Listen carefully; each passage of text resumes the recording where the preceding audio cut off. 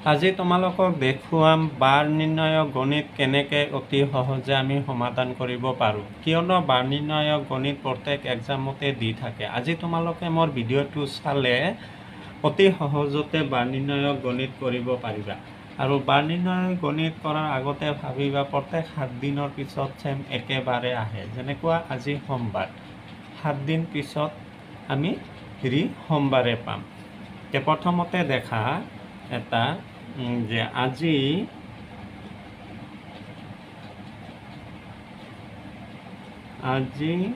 ৰবিবাৰ হ'লে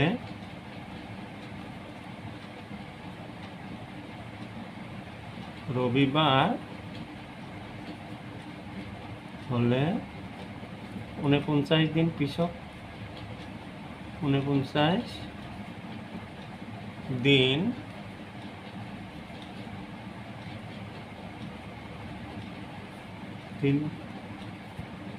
পিছত কি বাৰ পাম?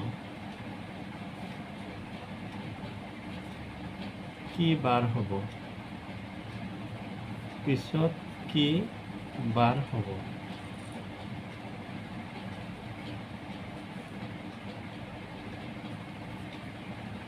আজি ৰবিবাৰ হ'লে 49 দিন পিছত কি হ'ব? তোমালোকে কি কৰিবা? 49 ডাইৰেক্ট 49ক 7 দি ভাগ কৰি দিবা। কিয় 7 দি ভাগ কৰি দিবা? কাৰণ 7 দিনত এসপ্তাহ। তো এসপ্তাহ দি আমি কি কৰিম? ভাগ কৰিম। 7 দিনে দি ভাগ কৰিলে 7 7 গুণ 49। 49ৰ পৰা 49 গ'লে 0। তে ভাগশেষ নাথাকিল, ভাগশেষ 0। তোমালোকে এইটো অংক কৰোঁতে সদায় চাবা যেতিয়া ভাগশেষ 0 হ'ব তেতিয়া কুৱেশ্যনত প্ৰশ্ন কাকতত যোনটো বাৰ দিয়া থাকিব, যিটো বাৰ দিয়া থাকিব, ৰবিবাৰ, সোমবাৰ, শুক্ৰবাৰ, যি বাৰ দিয়া থাকিব সেই বাৰে এনচাৰ হৈ যাব। কেতিয়া হ'ব? যেতিয়া তোমাৰ ভাগশেষ 0 হ'ব। তে ইয়াত প্ৰশ্ন কাকতত কি আছে? ইয়াতে দিয়া আছে ৰবিবাৰ। তে আমাৰ এনচাৰ কি হ'ব? ৰবিবাৰ।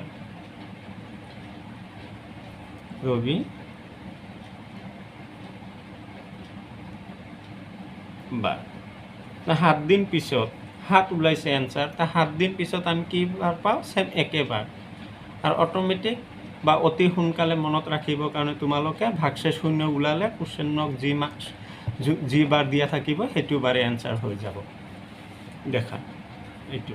আৰু এটা দেখা যে আজি শনিবাৰ হ'লে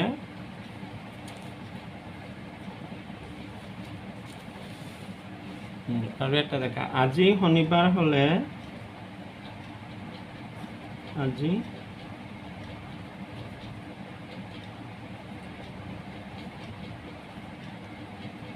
শনিবাৰ হ'লে 120 দিন পিছত কি বাৰ হ'ব?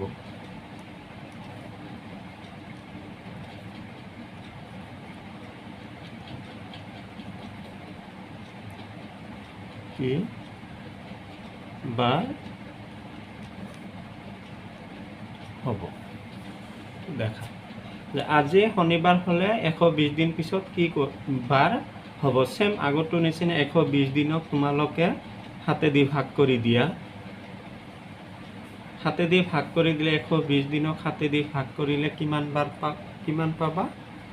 12ত 7 একবাৰ যায় 5 আৰু 0 7 7 গুণ 49। কিমান বাকী থাকিল? 1 বাকী থাকিল, মানে 7 দিনতকৈ 1 বেছি। ইয়াতে দিয়া আছে আজি শনিবাৰ হ'লে 120 দিন পিছত কি বাৰ হ'ব? তে শনিবাৰ হ'লে শনিবাৰতকৈ মানে কি 1 বেছি, 7 দিন। এই শনিবাৰৰ পৰা অহা শনিবাৰলৈকে 7 দিন। তে 1 বেছি 7 দিনতকৈ। শনিবাৰৰ পিছৰ বাৰ কোনটো হ'ব? ৰবিবাৰ। 1 বাকী আছে মানে শনিবাৰৰ পিছত 1 দিন হ'ব ৰবিবাৰ। পিছৰ বাৰটোৱে হৈ যাব ৰবি। শনিবাৰ হ'লে 1 দিন বাকী, পিছৰ বাৰটো কিমান? ৰবিবাৰ। শনিবাৰৰ পিছৰ বাৰ ৰবিবাৰ।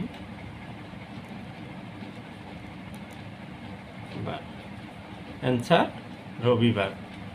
আৰু এটা দেখা আজি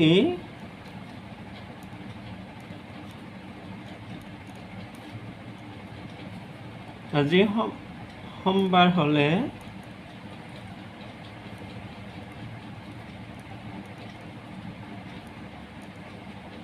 সোমবাৰ হ'লে 94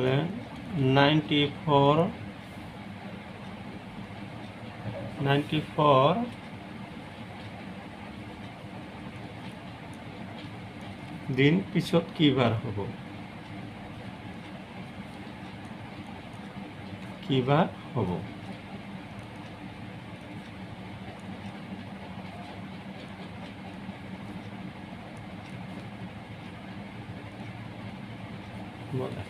এবাৰ তোমালোকে কি কৰিবা? 94 হাতেদি ভাগ কৰি দিয়া।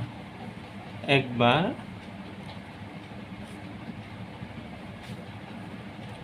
দুই, 4, 3 7 গুণ 21,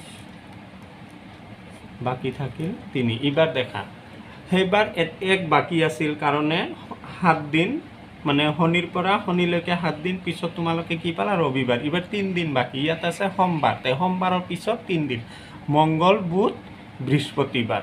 এনচাৰ কি হ'ব? বৃহস্পতিবাৰ। মানে সোমবাৰৰ পিছত 3 দিন, বাকী 3 দিন আছে।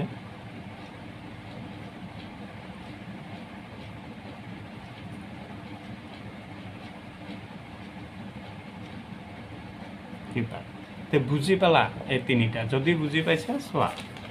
কিবা ইয়াতে দিয়া আছে যে 1995 চনৰ 1 জানুৱাৰী ৰবিবাৰ হ'লে 22 দিন পিছত কি বাৰ হ'ব?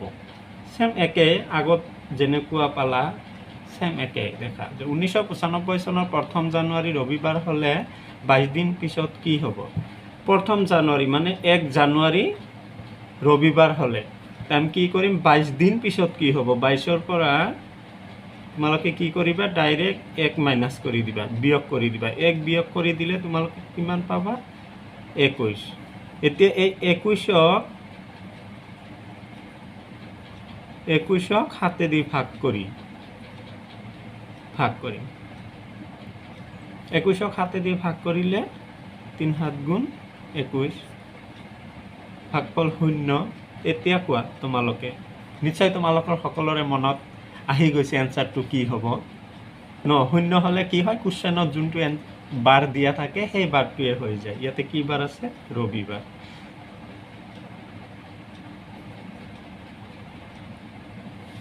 ৰবিবাৰ। আৰু এটা দেখা, ইয়াতে আছে 2021 চনৰ 10 মাৰ্চ শনিবাৰ হ'লে 25 দিন পিছত কি বাৰ হ'ব? আগতটোৰ নিচিনাই ইয়াতে আছে, আগতটোত আছিলে 1995 চনৰ 1 জানুৱাৰী ৰবিবাৰ হ'লে, ইয়াতে আছে 10 মাৰ্চ শনিবাৰ হ'লে। এতিয়া আমি কি কৰিম? 10 মাৰ্চ শনিবাৰ হ'লে তোমালোকে কি কৰিবা? 25ৰ পৰা 25 বিয়োগ 10 সমান 15। এতিয়া আমি 15ক 7 দি ভাগ কৰি দিম। 2 গুণ 14, কিমান বাকী থাকিল? 1। 15ৰ পৰা 14 বাদ দিলে 1। ইয়াতে বাৰ কি আছিল? শনিবাৰ। একদিন, শনিবাৰৰ পিছৰ বাৰটোৱে হৈ যাব, একদিন পিছত হ'ব। শনিবাৰৰ পিছত কি বাৰ আহিব? ৰবিবাৰ। এনচাৰ ৰবিবাৰ।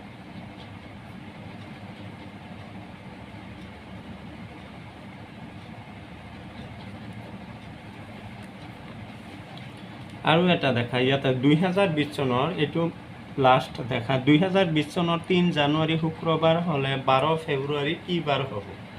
2022 চনৰ 3 জানুৱাৰী 2020 চনৰ 3 জানুৱাৰী শুক্ৰবাৰ হ'লে 12 ফেব্ৰুৱাৰী কি বাৰ হ'ব?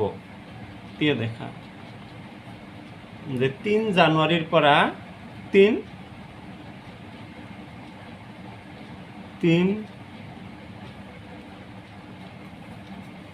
জানুৱাৰী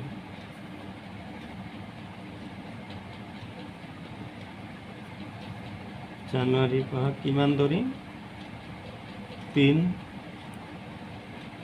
ফেব্ৰুৱাৰীত কিমান দিন হ'ব 31 দিন কিয়নো আমাৰ জানুৱাৰী মাহটো 31 মাহ তে 3 পৰা আমি ফেব্ৰুৱাৰী 3 লৈকে ধৰিলে কিমান হ'ব 31 দিন তাৰপিছত আছে কি 12 ফেব্ৰুৱাৰী তে 3 ফেব্ৰুৱাৰীৰ পৰা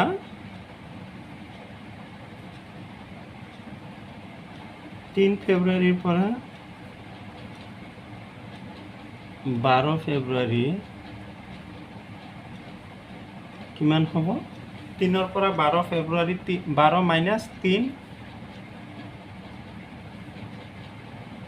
মাইনাছ কৰি দিলে আমি কি পাম ইয়াতে সাইডত চাও যে 12 দিনৰ পৰা 3 বিয়োগ কৰি দিলে আমি কিমান পাম 9 এতিয়া 31 দিন আৰু 9 দিন যোগ কৰিলে টোটাল আমি পাই আছো 40 দিন তে 40 দিনক আমি কি করি 40 দিনক হাতে দি ভাগ কৰি দিলে যি ওলাব হেতু আমাৰ বাৰ আৰু 31 আৰু 7 সেইফালে জানুৱাৰীৰ 31 দিন ইফালে ফেব্ৰুৱাৰী 7 দিন 9 দিন 40 দিন 40 দিনক হাতে দি ভাগ কৰি দিয়া 5 7 গুণ 35 কিমান বাকি থাকিল 5 ঠিক আছে শুক্ৰবাৰৰ 5 দিন শুক্ৰবাৰৰ 5 দিন পিছত কি বাৰ হ'ব শনি ৰবি সোম মঙ্গল বুধবাৰ এনসাৰ আমি কি পাম বুধবাৰ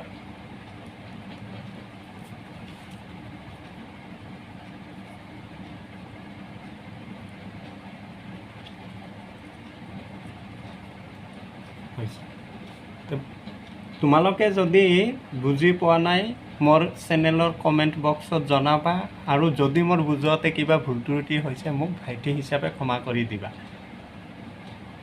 থ্যাংক ইউ